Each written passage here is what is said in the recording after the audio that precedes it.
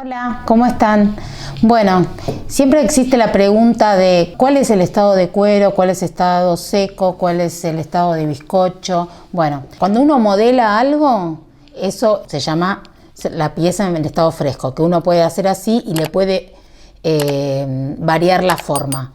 Cuando pasan unos días o unas horas, cuando hace mucho calor, la pieza toma este estado, que es mucho más durito y no se deforma. ¿Ve que yo la agarro y esto no va a cambiar la forma?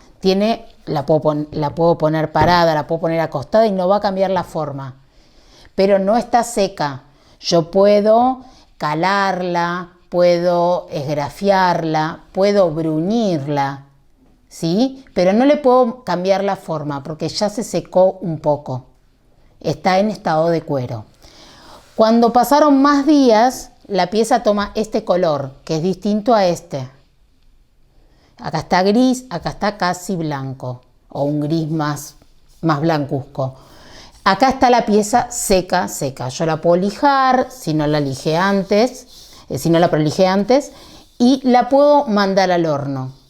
Cuando sale del horno, la pieza cambia nuevamente de color. Ahora ya es blanco y tiene otro sonido que es distinto a este y que es distinto a este.